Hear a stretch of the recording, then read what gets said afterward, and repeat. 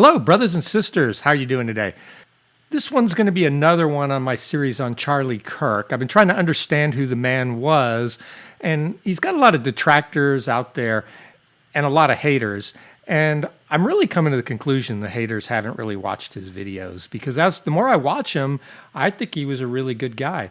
He had opinions I don't agree with, but he had a lot of opinions I do agree with. But to say that he was a white supremacist or a racist or a misogynist, I'm just not seeing this. I'm seeing an average devout Christian with sort of middle-of-the-road values for a devout Christian. I know lots of people that are much more farther to the right than Charlie.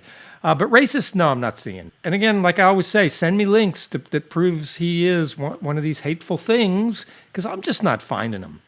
And I don't think they exist at this point, or I would have found them by now. Or somebody would have sent them to me by now. So in this one, there's a young black woman with her child, and she's going to ask him a question about welfare. So let's see what Charlie Kirk had to say about the welfare state.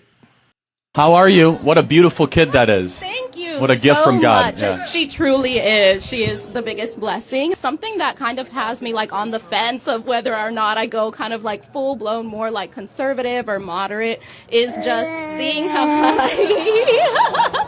Give it up. That is a gift from the Lord, everybody. That is just beautiful.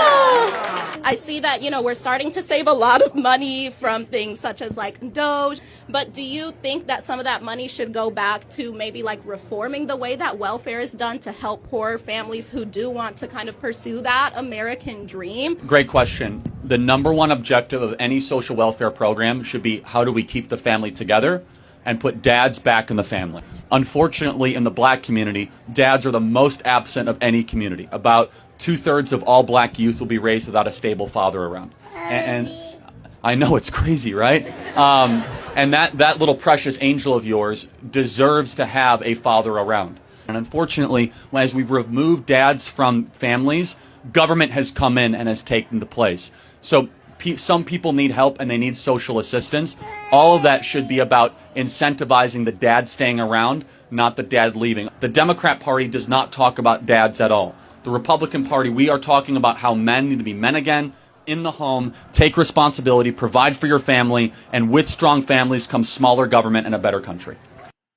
All right, my friends, now we've seen what Charlie thought about it, and I think that was a pretty decent answer. I don't know about you. He thought the main function of welfare in black communities ought to be to give incentives to keep black fathers at home, because the black community has a problem with absentee dads. There's no denying it. And that's bad for everyone. That's bad for the family. That's bad for the country. That's bad for everybody. And so I thought that was a pretty good answer. And then the other thing I saw here really out of Charlie was joy. I don't know how a racist could have such joy on his face at that little cute black girl.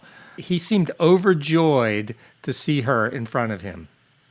This was not the reactions I would have expected from a white supremacist. Now, if you disagree with me, that's fine. Tell me I'm wrong in the comments. But if you like this, like and subscribe. If you don't like it, don't watch me. Let me know what you think. Thanks. Bye.